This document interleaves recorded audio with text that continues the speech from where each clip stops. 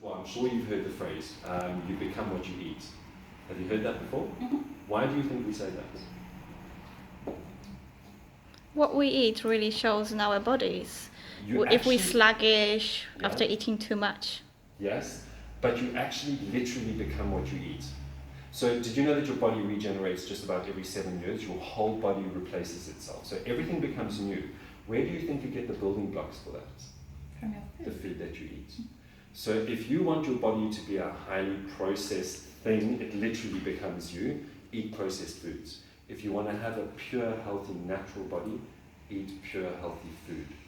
The other thing is also to remember, especially in fibromyalgia, it's got to do with your nervous system. And you know how your nervous system communicates with neurotransmitters? Neurotransmitters are made from protein. Mm-hmm. So if you have a high quality protein to make these neurotransmitters, that will make it better. It will make it better for your body. So always remember, whatever you buy, whatever you put in your mouth, you become that. You literally become it. So your choice of what you put in your mouth is very, very important. That's my first tip with nutrition. The next thing is a vegetarian diet. Have you guys been advised about this? I'm vegetarian, have been since I was 13. Perfect. So you know that there are these studies that show that raw vegetarian diets make a huge difference with pain levels. All the studies that they've done, if you become purely vegetarian, show an increase in mood, a decrease in depression, and the pain goes down.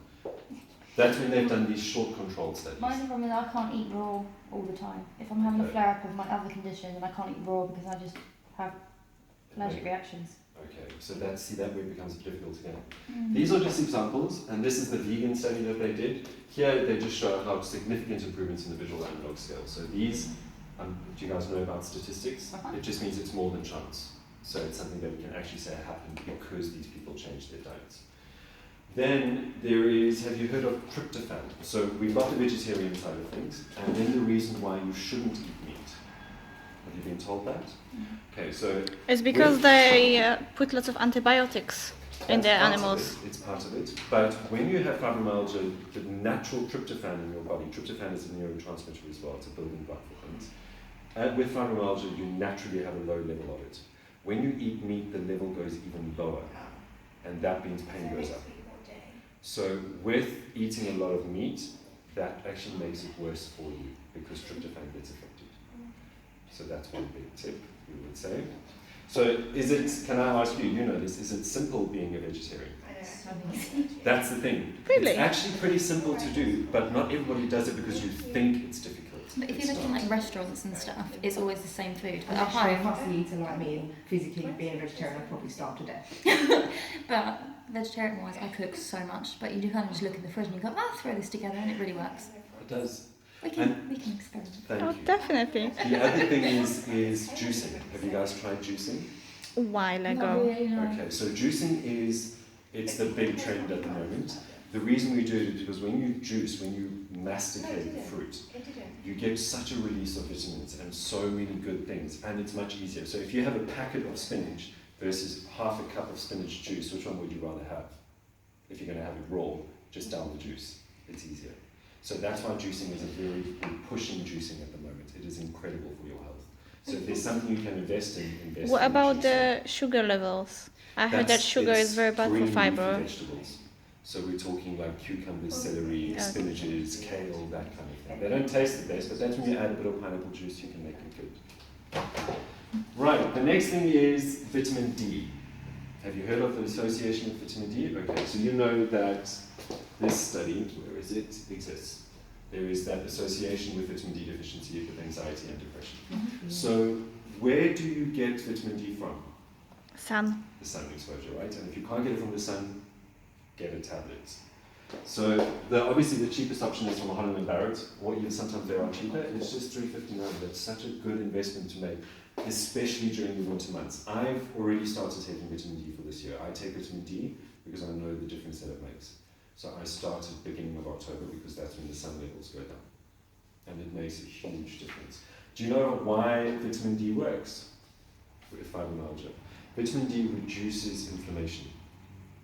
And that's what you need. You have to reduce the amount of inflammation, and it reduces the number of pain-producing cytokines. So cytokines are, again, it's a causer of pain.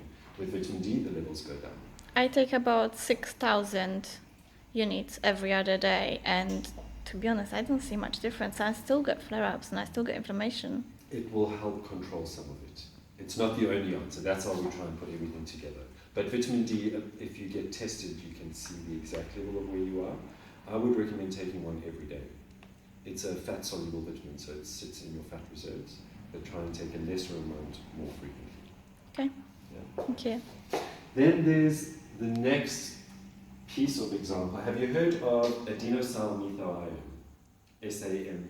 SAME? No? This. Right. You've never heard of it? No. So it's a molecule that's naturally formed in the body.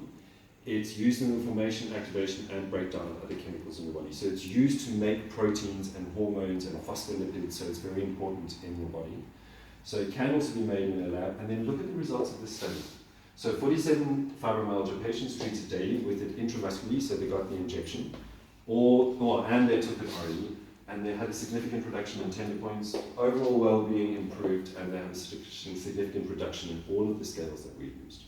So it's a very good option to take as well, and it will make quite a big difference in your health. Now, how exactly it works, everybody's a little bit unsure, but they know that it does work.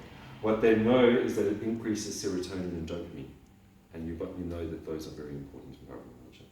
So it increases your mood and your sleep becomes better. Now, the next one is this 5-hydroxytryptophan, 5-HTP. Have you heard of that? I think Okay, so 5-HTP, the 5-hydroxytryptophan, is a building block of serotonin. So we know serotonin is important. So when you take the supplements, it increases the levels of serotonin. So it changes your mood and reduces depression. Here they have another study of it. So they say further controlled studies are required, but there are very, very few side effects of this. It's something quite natural, which is why we want people to start taking it. And obviously the amounts depend on what brand you buy, but they'll be able to advise you on it. And then that's what it looks like from Holland & Barrett. It's about £30 a bottle. And then the last one is this St. John's wort. Have you heard of that? Yeah. Okay. All right. So the reason we say to some people try and take St. John's wort, it's been shown to be just as effective as Prozac with depression.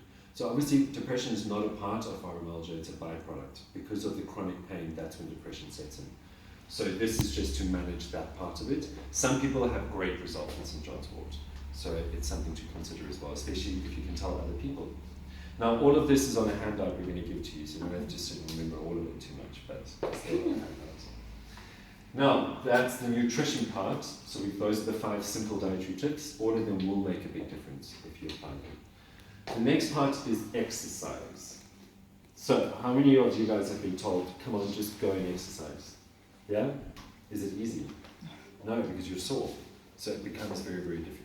Especially those days where you really can't even get out of bed. So that's where exercise becomes a bit difficult. Now, how many of you guys have tried yoga or Tai Chi? I'm starting yoga, but Okay, good. Have you? No, my religion doesn't allow it. Okay. That's all right. We'll work because there are different stretch techniques that you can use. So that'll be great. So why we advocate yoga, Tai Chi and Pilates is that you can do them in your bed. You don't have to get out of bed to do this stuff. If you want to go to the more advanced level, you can go into a studio and do it there, and that's where you'll have a personal trainer. Obviously, that's better because they teach you the right things, but you can start it in your bed. You don't need to leave home. So how does it work? With yoga and Tai Chi especially, have you watched Tai Chi before? The type of movement? It's very extended movement, so everything becomes stretched and pulled out. Now with fibromyalgia, you guys know this, you have those points in your body that are very, very tight. Those are called trigger points. You know those? So in a trigger point, if you look at it scientifically, it's muscle fibers that are stuck together and they're not moving. The only way to make them move is to physically stretch them apart or to apply very, very deep pressure. The problem is when we try to apply pressure, people can't manage. So we first advocate the stretching. So when you do something like yoga or Tai Chi, you stretch every single muscle fiber out as far as it can go, and that releases trigger points. And that's what our goal is. So they've done some studies on them, and some I don't know if you guys can read those, but those are some testimonials of people in clinics that have had results from yoga. So here, my range of motion increased, chronic pain decreased, started sleeping more soundly. That's also part of yoga, and Tai Chi because of the way that it works. This one here, from maybe going to sleep 2 hours a night to now sleeping 6 to 8 hours a night. Almost pain-free and regaining most of my mobility. And almost being completely medication-free. That's where we want people to go. Yoga is incredible for this. There is a lady in Claygate who does specific back yoga. She's incredible. We have a very good relationship. If you want to get her details, you can please ask away. The other thing is Tai Chi. This is just a brief study, like it doesn't say very much, and there isn't that much information, but they did a brief study on a small group of people, and it did have good results, just because of the way that Tai Chi works. Then, the good thing with these ones as well, Tai Chi and yoga, is that it focuses on your breath. So let's do a quick exercise. Can you all three just hold out your hands like this? Right, squeeze your hand. Squeeze. Squeeze, squeeze, squeeze. I want to see white knuckles. Now all three of you have just stopped breathing. Have you noticed that? Yeah. You see? All three of you like squeezing. Now the thing is, when you don't breathe, your nervous system activates and you get a stress response. So your cortisol levels go up. So how many of you, when you're in pain, you sit like this and you stop breathing? If you can program yourself to breathe deeply, it activates your parasympathetic nervous system, which is the opposite. And that brings upon rest and digest, which is what we need. So the way to get this breathing corrected is through the practice of something like yoga. That really helps with your breathing. And then there's also something called mindfulness practice. Have you heard of it? Do you guys practice it? Trying. Okay.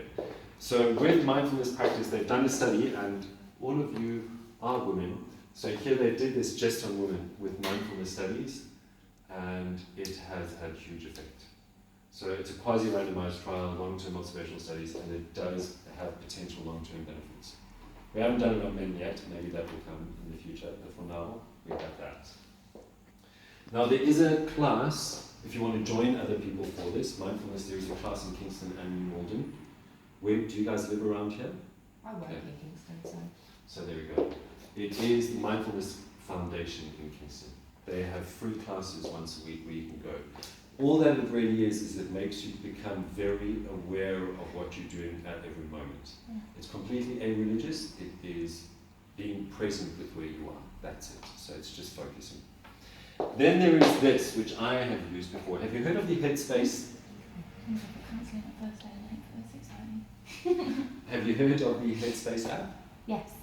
And have you used it? Yes. Okay, so it's a very good idea. This helps with mindfulness at work. So a lot of us as chiropractors have it on our phones. When we sometimes work 14-hour shifts, so we have to have breaks in between. And Chanel also. 12.5 hours today, guys. Yeah, so we have to have breaks, and the best way to break is to become completely mindful of what you're doing. And this app has helped us in the company. So it's one thing to try and download. It's very, very good. Right, then, in terms of aerobic exercise and weights to help with fibromyalgia, what do you know? Does it help? I try hula hooping, but it really hurts.